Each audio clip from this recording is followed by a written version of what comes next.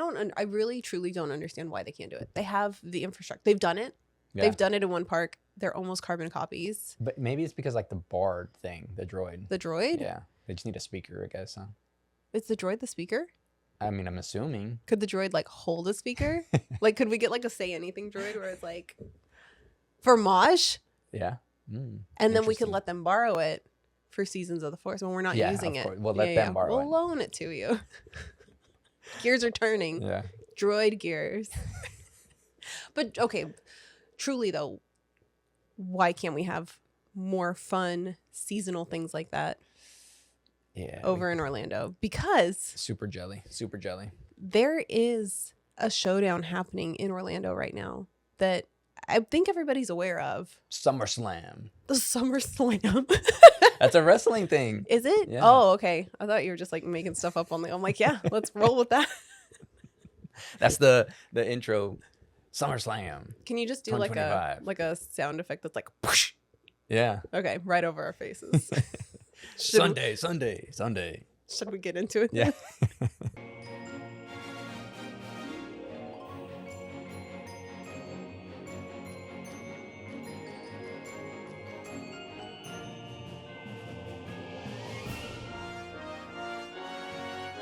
Welcome to Princess and Scoundrel, where we take you along our scrappily ever after from Fantasyland to Tatooine and the SummerSlam in between. I'm your co-host, Sarah. I'm Steven. Are we getting aggressive with this? Are we going to be like announcers? So intense. Welcome. I had 3 cups of coffee and ready to go. There's 2 contenders in the SummerSlam. Only one will survive. Keep going. That's all I've got. Okay. What about the ladder match? The cage match? Go You on. didn't watch too much wrestling, huh? Most of the wrestling I learned was from Celebrity Deathmatch on MTV. Bring that back. Didn't they bring that back for a while? Yeah, I feel like they brought it back for like... But it wasn't the same because we don't make those jokes anymore. Yeah. Yeah. Let's not talk about that. Let's talk about what we're actually here to talk about. The SummerSlam. Well, more context. What's slamming? Well, we talked about Epic last week or week before. Yeah, last episode. And it's kind of like this exciting new thing, the new shiny thing. There's a new kid in class. Yeah. Everybody's a buzz. Yeah. We don't know when the kid. Well, we know when the like kid's all gonna the show up. stories are going, right? There's good and there's bad and there's this way and that way, up and down. But everybody's talking about this new kid. Yeah. And the kid that's been here for a while, the popular girl, she's getting a little jealous. Guy, look at me. So we're here to talk about what it is that's happening this summer in Orlando when it comes to the theme parks, what Disney's doing, what Universal is doing, and who's gonna emerge victorious in the SummerSlam. I feel like it needs to have like theme park, The little TM at the bottom. the Magic SummerSlam. TM. The epic SummerSlam. Of magical proportions. Portions. Okay, but for real, let's get into it. So let's talk. We know Epic, right? We'll Well, no, we don't. We don't know Epic. That's the thing. It's like it's so unknown that there's just like maybe like tall tales being told. That it's gonna be like, oh my gosh, this is so epic. Fair, but Disney is responding, and I think this is absolutely amazing that they are responding. And they came out with a marketing strategy for this summer, and I was just like, this is genius. Like, as soon as I saw the email come through, I pinged you and I was like, dude, guess what Disney is doing in response to Epic Universe? I'm like, because top-notch marketing, in my opinion. What they're doing is a campaign called Cool Kid Summer. And why this is important, at least to me from a marketing perspective, is Disney has always been the park that is focused more on families and especially younger families. Whereas historically, Universal Studios is meant for older families, adults, teens, some people that are more into thrill rides and attractions. With Epic Universe coming out, and especially with Epic having Super Nintendo World and How to Train Your Dragon, now they're starting to target Disney's target demographic. So what does Disney do to combat that? Cool Kid Summer. And what is Cool Kid Summer? It's discounted tickets. It's like extra things. Have you heard everything they've got going on? The discounted tickets was the big thing that I like keyed in on. So they're doing 50% off of kids tickets for which is huge. the summer, which is big. That's a really big deal because if you really look at it, like the difference between a kid's ticket and an adult ticket is like $10. So 50% off, and it's of course select dates, select like 3 days or more. That's the fine print that they get you with. Literally, please note, anything we mention with any of these deals or anything are restrictions apply. But they're doing 50% off kids tickets. I got to look at my notes. 50% off of the water park tickets for the H2 Glow party that they do at Typhoon Lagoon. So they do like a nighttime glow party at one of the water parks. That's kind of cool. They're going to have new kids zones, so they're going to have like extra like activities and character interactions and games and music throughout the parks to try to get people into the parks. And they're utilizing very smartly areas of the parks that would typically be underutilized, like Storybook Circus. Like, okay, you go back there to ride Dumbo and the Goofy, I don't even remember the name. I don't like Barnstormer. Yeah, I don't like that ride like at all. I mean, it's a kid area. Like it's a kid area. It's the smaller kid area. So that makes sense. Yeah, but they're like, well, while you're over here riding Dumbo and using the bathrooms that are pretty good, we've got a kid zone for you. The festival of which one's on right now? Flower and Garden. I think. I think so. Once that ends, they're gonna bring in like Goofy's gonna have a party in that event space. So pulling people indoors at in what space? The Communicore Hall. Oh, okay. We haven't been in there yet, but it's like right by where they're doing the Encanto dance party. Okay. But yeah, we just never made our way in there. But it's like a new space. What else are they doing? Oh, they're also going to be doing character meet and greets for people that have like the early morning access, like any of the resort guests that can get in 30 minutes early. You know how typically it's only rides that are open. They're doing character meet and greets starting at that time too. So now, but isn't there going to be? I know we're talking about the kids stuff, but the Epcot's opening up the adult only area too, right? They don't have a date for that. Okay. So they're going to open up. So it's not summertime. That's not summertime, and that's not Cool Kid Summer. This is specifically targeted to like little kids. All these things are just a part of the Cool Kids campaign. This is all part of the Cool Kid campaign. And then the last thing that they're doing is at select resorts, they're doing scheduled character meet and greets. So you know how sometimes when you see that bus outside, you're like, oh my God, there's characters. I think it's good and bad on that because it is really nice where you're just like walking out and there's just the characters out there. Delighted. Like Chip and Dale, yeah. Yeah. But if it's scheduled, then you know that there's going to be people like, all right, here's a long line of people waiting, which again, for them, the cast members, they're like, okay, at least people are out, like they're moving around, but they know people are going to be out there and not just them wandering around with nobody. Yeah. But I think one, it could be a test, but two, I think it really is just like limited to this Cool Kid Summer because it's only at certain resorts. It's at like Art of Animation, Pop, Caribbean Beach, and I think Wilderness. Oh, okay. So it's typically like the value resorts and the ones that are focused more towards younger families, and weirdly like the Skyliner resorts. Oh my God, could you imagine the characters just like riding the Skyliner over between the resorts? And you like get in with one and it's like Chip and Dale and you. That would be really cool, but also that's like a long time of just like sitting in there and they're just kind of like twiddling the thumbs, waiting, and just like the little kisses and little waves. Oh my God! What if they did that and it's just like as you're waiting for the Skyliner, it's just like Chip and Dale in there and they like lean out and they're waving. Because imagine them loading into the Skyliner. I think they couldn't get in the regular way. I think them next to the people loading, that would be more beneficial because people will be they're waiting in line, but they're excited because they're seeing Chip and Dale or a character. You would just have to rope it off so that they you can't go take a photo with them because then it would create a crowd. Yeah, but that would be super cute. Anyway, we digress. Yeah, I think having it scheduled. That is a pretty cool kids summer. It is a pretty cool kids summer, but I think it's genius that they're doing all of those things specifically. In response to Epic. So that's your speculation. Like you're saying that this is their. From a marketing perspective, if I was in charge of Disney's marketing, that's exactly what I would have done. Is focused on little kids and adding things to the summer that they wouldn't get otherwise. So do you think it's an immediate response? Because like one of the first things I was thinking is like they're taking away a lot of things this summer. Yeah. and I think that's a huge hit to Disney, is like Animal Kingdom's going through an overhaul, Big time.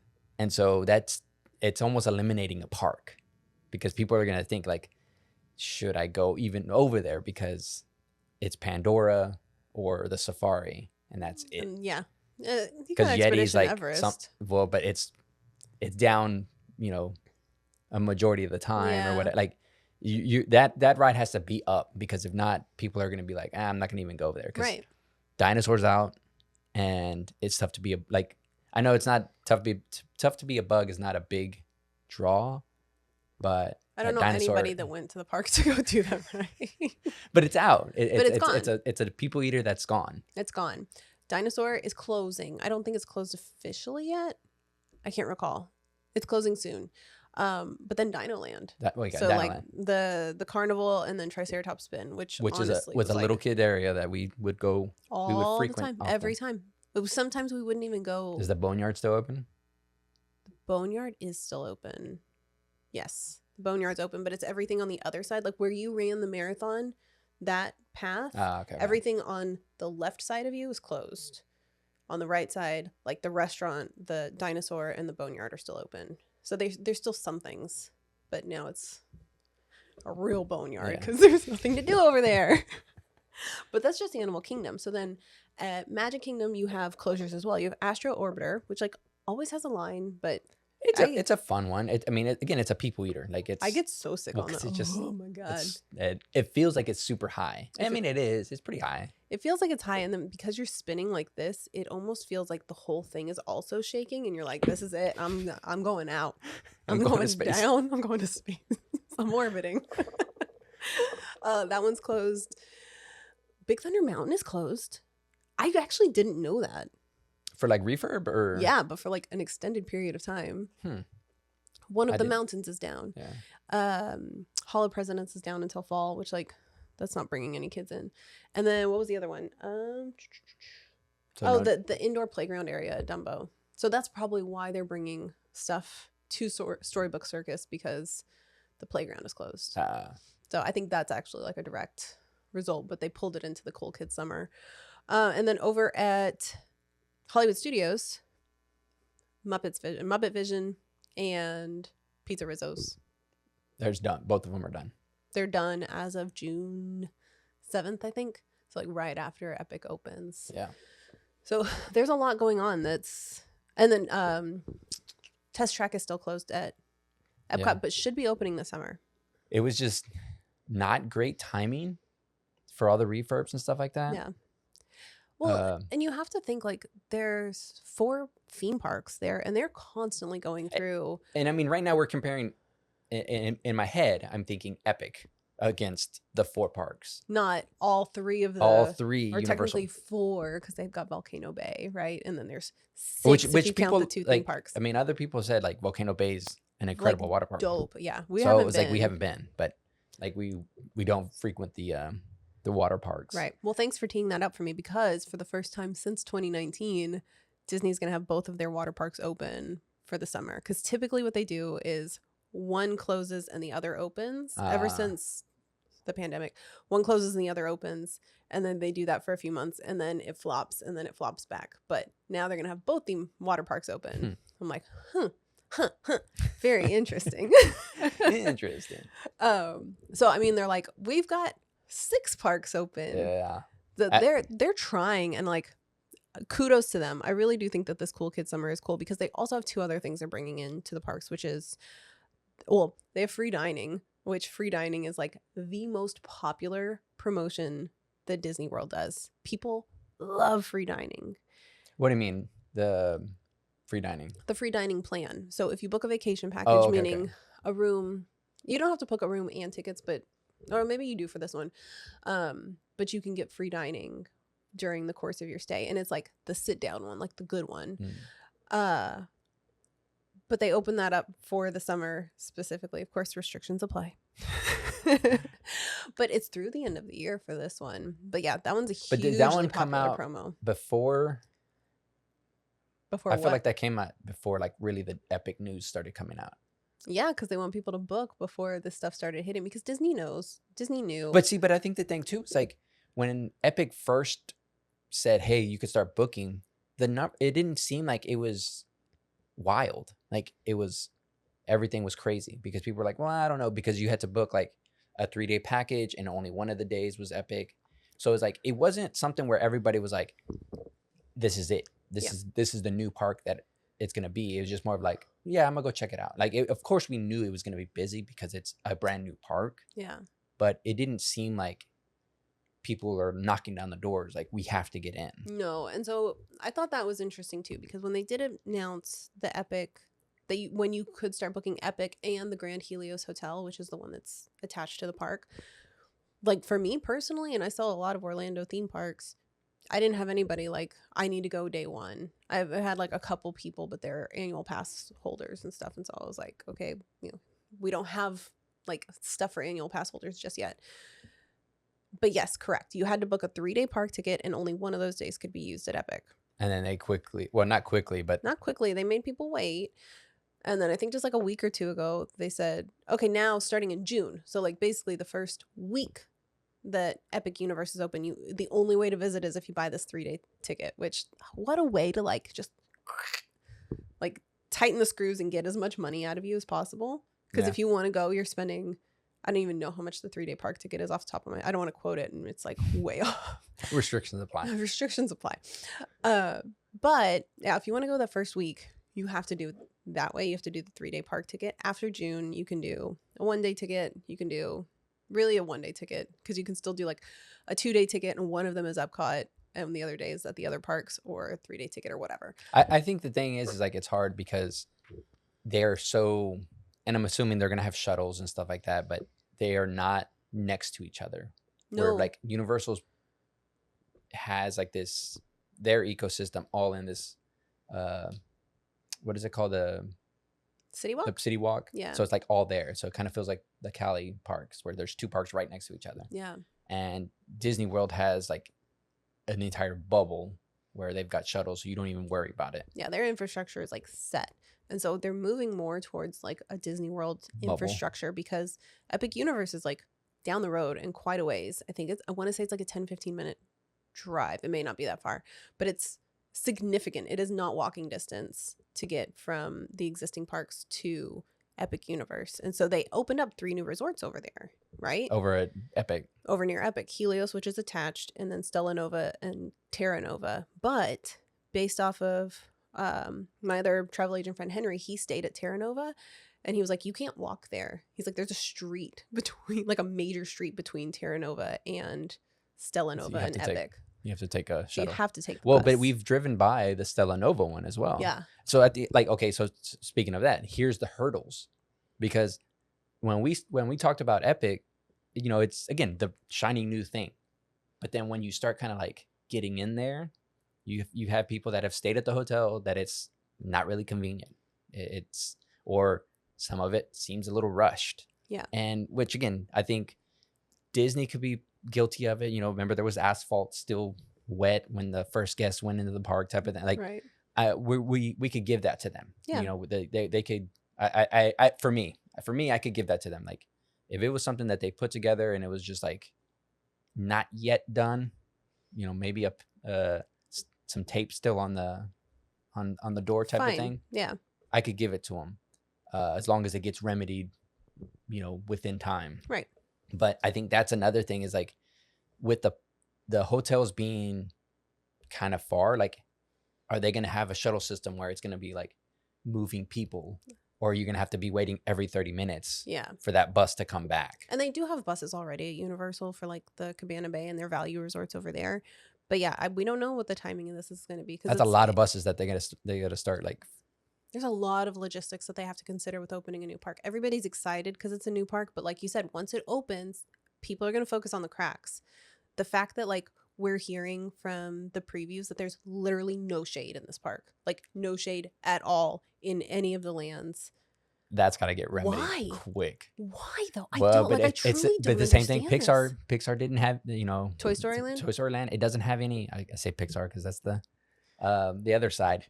Toy Story Land. It doesn't have any shade or it doesn't have seating. But why don't they consider that? If you I think Okay, that's the just crazy thing is like, why isn't it considered? take a step back. Like you are Universal, I am Disney. Take a step back.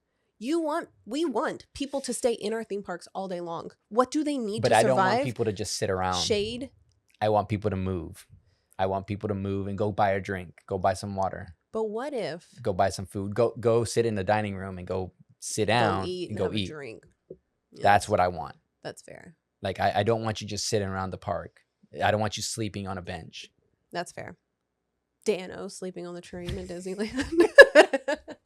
That's what happens when you get seats and ruin shade. it for everybody. God, that's fair. But so I think that's the balance that they have to try to, like, okay, give you enough shade where it's for like, if you're going to be standing for a reason for like a show or something like that, okay, here's some shade because you're going to be out there for 10, 15 minutes, 20 minutes. Yeah. But if it's everything else, keep it moving. Keep it moving. That's fair. I'm a thinking queue, I could see it having shade. that needs to have shade because you're standing for a purpose. Yeah. You're not just like loitering. Exactly. Yeah, that's fair. So I think that's the hard thing is like, and you're not going to openly, I don't think they're going to ever openly admit that. Yeah. But it makes the most sense. No, you saying it like that, because that's not something I'd even considered. I'm like, why don't they have more? Yeah. Why? Like, please explain to me. But the way that you and I go to the theme parks typically is like we just go stand around. So we're like, oh, shade would be nice. But then we'll go into Oga's or we'll go inside and go shopping and do the things to spend the money, which is what they want you to do. I was thinking of it more from like, and that's why the shops are super AC'd and just like comfortable. You're like, oh, I like this. I could stay in here. I could stay in here. And then your kid's like, I want this plushie. You're like, oh, we are standing in here. Okay. It makes a lot of sense. I just it's mind blowing to me that they don't offer more shade, at least a little bit. Yeah. You don't have to offer a whole shade so that people are just standing around, but like throw an umbrella or two here and there. Yeah. I mean, again, I think we shade also got sales, your favorite. Shade sales. But you also got to look at the trees, the foliage. Oh yeah, not to see if it like eventually, if it's matured, is it going to be shadier? Yeah, no, that's fair. So okay, Epic has some hurdles that they have to overcome, and Universal in general, right? Because if you look at the other two parks at Universal, sorry to say it, but like they have focused all of their energy on Epic Universe. They have not done a lot of refurbishments over at Universal since Velocicoaster. In my opinion, like they haven't really done too much more. Well, they did the I haven't ridden them yet. Oh, the King like Kong. the Minions and I mean, I guess they have like made some but small again, updates here and there. It's stuff that it has gotten me to think maybe we need to give Universal a try. Yeah, like give them that good college try of like, let me go to each park, go see what they actually have. Is it something that is viable for our family? Yeah. No, I think that's fair. But I think that's the only, switch that's been flipped in my head. I think because it's new. And I think that's it. It's just because it's the newness to it. Yeah. And I want to like, is it something that I could put into rotation of like, oh, let's go do Epic. Yeah. Every once in a while. Yeah. But again, it's a hard sell if it's only one land. Like if it ends up being like, oh, just Super Nintendo, I'm like, I'm not gonna do that every time. It's a hard sell. It's a really hard sell. And I think especially for us, because we're so ingrained in Disney that we're annual pass holders, to go to Disney doesn't feel like it costs us a lot of money each day. And when you go to Universal, we're having to buy tickets. And it's a lot. Yeah. And it's a lot for a regular family or travel group that wants to go. You're spending a lot of money either way. And so which one do you feel like you're going to get the most value out of? Well, and I think that's the thing. It's like we say we're AP over at Disney, and it's because we weigh it out like, okay, here's what an AP costs, and we're gonna visit, this many times. But then you get into that vicious cycle. Well, no, but I'm just saying, like, yeah, it justifies the cost. If taking out that, if we're gonna be in Florida that many times, but are we gonna visit that park that many times? Are these parks that many times? Yeah. And I think that's the thing. It's like, yeah, I'm not gonna go 8 times, 9 times, 10 times just to go visit one land where it's only a portion of the day because I'm going to get kicked out or I have to get a reservation to get in those lands. Yeah. Because I feel like at the beginning, it's going to be the way Super Nintendo World was at. Where you had to get reservations to enter each of the lands, which I think that's going to be hard because. And it's going to be even more hard because people are loitering there's no shade. So people are like, they're going to be disappointed. Because That's a remember good at the point. beginning of Super Nintendo Land, there was a lot of people upset. They were real upset because they even got there early, and because they didn't reserve it. Or they didn't do the early admission. Yeah, do something ahead of time. They were there early, but still didn't get it. Yeah. And so they were upset. Is this a good time to plug that if you book Universal with a travel agent, you get early admission earlier than posted park hours? You go, girl. I mean, I'm just saying. You want to get in early. You want to get to Super Nintendo World. But again, it's like it could be something that people get upset about because at the beginning it's gonna be full. It's gonna be packed. It's gonna be full, and that's why I think what Disney is doing is so genius by offering discounted tickets. Hey, it's actually cheaper to come over here to Disney if you've got kids than it is to go visit that new park over there. And here's all the cool extra things that we're adding. In addition to a new nighttime show at Magic Kingdom, their Starlight. What is it? Oh, I don't know. Disney Starlight is what it's called. Mm-hmm. They're adding that. They've got the Little Mermaid show finally coming back after 5 years.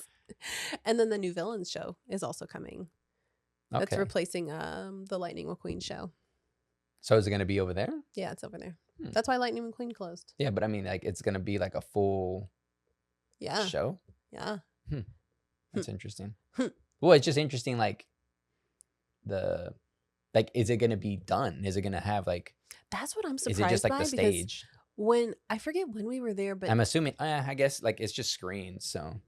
It's just screen, but they've got to have the characters come out. I don't know how they're going to do it, but that seems like a very... For the fact that it took 5 years for Little Mermaid to come back, even though it's reimagined, the fact that they shut down Lightning McQueen and they're reopening it with Villains in like a 6-month period or something, it's a pretty tight time frame that they're turning it around on. That's fast for Disney. So I'm curious to see what that looks like. It feels like it's fast for Disney, but I think they're fully capable of doing something because, again, if I'm now looking at or thinking about it, it's just benches on the for people to sit. That won't change. The screens it'll be just screens. But that's a lot of work to put those videos together. They have smoke, so we'll see some kind of smoke effect. Yeah. So it'll be cute. Yeah. I'm trying to think of like what could it be, but man, when we're talking about all the stuff that they're bringing, the nighttime shows, it just makes me, like we kind of talked about Seasons of the Force. God, I wish they would do something like that. Are we circling back? We're circling back a little bit, like. The projection show, that's all I want. That is so dope, man. Luke, we love a Luke. We love him. I don't need him. It's fine. I don't need that. It would be great. No, I would love more character interactions. Again, I think and entertainment in the parks. I'm slowly getting rid of this this idea that it's the time lock and this is like an immersive thing. I'm letting that go, but now I just want cool things. Give me some cool Star Wars things. So if it's a character, it's a character. But have a character, have a new character type of thing. But that show is like, oh, that's so dope looking. I wish that they would do. And we haven't seen it. I haven't seen it. It's just more of like I've just seen the little snippets of like our friends that have gone to go watch it. But there's 2 shows. So there's the projection show that they do, and that's separate from the fireworks thing that they have going on, because there's also the fireworks, which I don't remember the name of it. Rising Suns over Batu, Rising Suns something, spectacular fireworks, something like that. Rising Moons. Why would I say suns? Moons. But that correlates with the fireworks that they show at the front of the castle in Disneyland. Makes sense. We don't have fireworks in Hollywood Studios anymore. And when we did, they were Star Wars themed. So they would not spend the money and the effort to put in the Star Wars music in Batu when you already have a full-fledged fireworks show. But you could have because it's all coming from the middle. Like, you could have everybody like in Batu watching something, and then. But that makes it very Star Wars heavy. That makes that park very Star Wars heavy. It's Star Wars heavy right now. I know. You've got Tower of Terror, Rock and Roller Coaster, which isn't that going to get changed? That's going to be Muppets. It's going to be Muppets. They're going to flip that to Muppets. You've got Toy Story Land, Mickey and Minnie's, and Indy.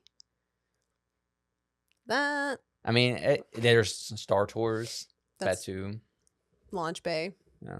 Yeah, I mean, I guess just like instead of a triangle, complete the Make it a diamond and just put the fireworks back in the middle of the park. Yeah, I don't know. I mean, that would make us happy, but like, is Yeah. that going to make anybody Yeah. else? It doesn't make sense to do 2 Star Wars themed fireworks shows in Hollywood studios, is what I'm saying. Bring back a fireworks show and maybe do Pixar Celebration stuff. of Animation. Yeah. Right? Like, they kind of have it there, but it's just a projection. Or cinema. But Since it's that's Hollywood. what they literally do, is like the magic movie making or something, and they do a projection show, and then but their fireworks are like, and that's it. Don't ask me to do any other sound effects. I think we've peaked on the number of sound effects Sarah's capable of making on this episode. But yeah, I'm curious to see who. Okay, you want to do predictions? Yeah, let's do Okay, it. who do you think will bring in the most people by the end of the summer? Universal, including Epic. So the 4 theme parks over in Universal, or the 6 theme parks at Disney. All right, I'm scratching my scraggly beard. We're getting haircuts tomorrow. We're going to Japan. Okay, leave us alone. I think Epic is going to be able to bring in big numbers, like spike big numbers. Mm-hmm. But I think Disney is still like, it's so established. Yeah. We're probably going to see like a little slope because there's so many people going to Epic. Yeah. And again, because they're doing like the 3-day packages. So people are going to build a package around Epic. And around Universal, they're going to stay at Universal. So they're going to stay at Universal, go to Epic, and you know what? Let's go to the other parks and try it out. Yep. Go see what they have. Like, we haven't been in a while. Let's go do the Universal thing.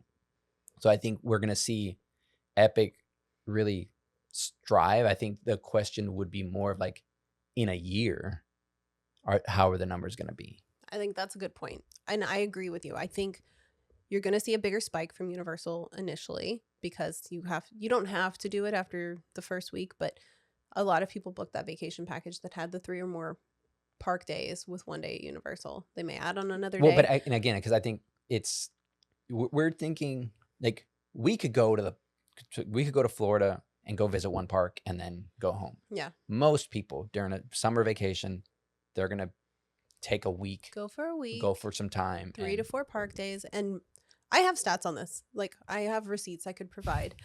And I actually have more people that are booked right now for Universal than I typically do because of Epic Universe. People want to see this from now through the end of the year. More people are booking Epic Universe. I have my Disney regulars, but there's people that sometimes they go to either one, and right now they're choosing Epic and Universal. So I think you're right. I think there's going to be a higher buzz initially. I think it's genius that they opened up the weekend before Memorial Day weekend, because schools are letting out in Florida and in the southern states. And so you can kick off your summer vacation. And if you do it right away, you can do it before the kids in the northern states are off of school and before it gets too hot. But it's going to be hot. That's going to be the theme great parks. equalizer, like how hot it's going to be. Right. It's going to be hot. And so that's where I'm like, how's that going to work? With no shade. So here's my next question. Because, okay, I agree with you. Who's going to win? I think for the summer, Universal's going to win. But I think Disney's going to stay consistent, and I don't think they're going to see as huge of a dip as maybe everybody initially thought. Who do you think, how do I phrase this question in a way that isn't pointed? Who stands to lose the most from the summer? I think Disney stands to lose the most. Really? Yes. Because if they see that Universal is able to do kid better, more fun with Super Nintendo, Isle of Berk, even Ministry of Magic, they have that other park that they're still anticipating making. Yeah. Over in they've got the DreamWorks in Texas. Yeah. So like they're still doing that. So that's another kid park that they're like looking at. Yeah. So it's like, and they've got a lot of IP as far as like, as far as movies, because they got Shrek and they got a lot. Bad Guy. Like they have a whole bunch of stuff. Oh, yeah. And our kids like that kind of stuff. They've got Gabby's Dollhouse too. Yeah. So it's like, if they see that they're doing kids it better, then it could be something where people are like, well, Disney's kind of stale. That's a good point. Like So a lot of this stuff is old. It's antiquated. yeah. So I've seen that. I was going to take a different approach, because I think when you open something new like this, a new destination, a new theme park, it's very risky, because you want everybody to focus on the positive and the great things. But if there's flies around the food on your new beach destination, if there's asphalt that's still drying, those become the headlines, and not how great everything else is. You are so in awe of the 99%, However, but you focus on the one. I don't think they're going to shut down the park in a year if they don't get the numbers that they want. Ouch. That was a very personal. I take that personally. It was a year and a half.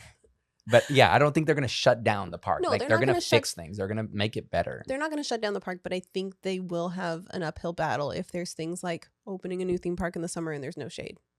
I think that's going to be a big headline that they're going to have to combat, and they're going to have to address it in some way and very quickly. And I think where they're smart is doing these previews and getting feedback and then adjusting from there. Now, I don't know that I've heard some things that they're changing already, and I don't know that I agree with all of them. But like for shade, if you're opening a theme park in the summer in Florida, you need shade, even if temporarily, to not have those negative headlines when you first open. Well, I mean, yeah, it's a tough thing, because but that's why I think Universal has a lot to lose in this, because if they don't nail it, people will say, okay, well, it's the Universal that we expected. We're going to go back to Disney for our next vacation. Yeah. And then they will have created an entire new and theme again, park I think and hotels. like to your point, it's because people are more selective on what they're spending their money on. Right. Like even more now than before. And that's not to say that Universal has suffered over the years. We've gone to Universal a few times over the last few years, and it's packed. Every time. It's packed. People are spending their money there. But when you look at like the social media aspect of it, there are so many content creators that are focused on Disney specifically, and there are very, very, very, very few that are focused on universal, can I talk? Strategies and going to the park and new things that come to the park. It's usually the bigger Disney content creators that do both of them. That will do both, but they're primarily Disney still. And so that's where I'm curious to see if there's going to be a shift in that going forward. Initially, yes, of course. But like long term, how will that work out? You know? Yeah. That's my question. Yeah. So who do you think will emerge the overall winner of the SummerSlam? Like the epic SummerSlam. I think it's going to be the customers.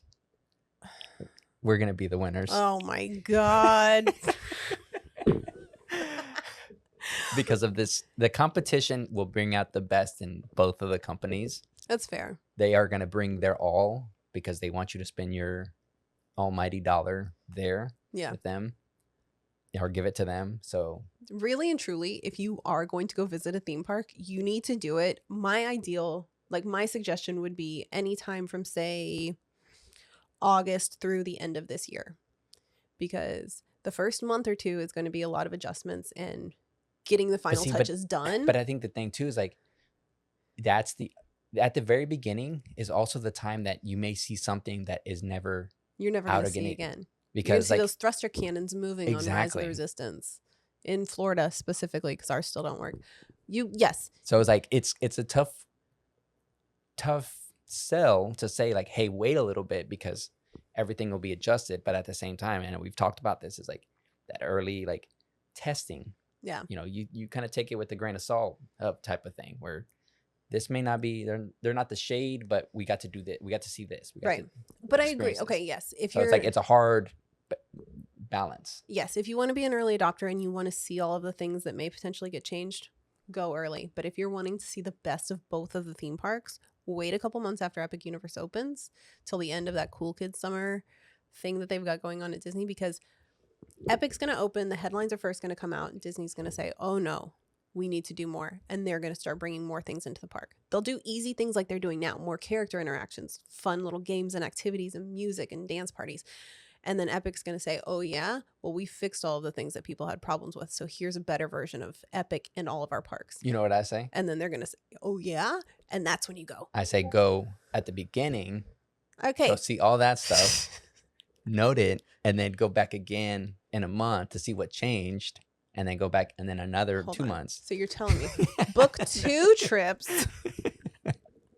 Steven said book 2 trips to Orlando this summer. Got it. Check. Guess what? We already have some on the book. I know. We don't. Actually, we don't have a plan to go the early part of the summer. It's going to be a little while before we're back in Orlando, which given Well, how we're going to be traveling other places. we're traveling a lot of other places, which what a great segue to end this episode on.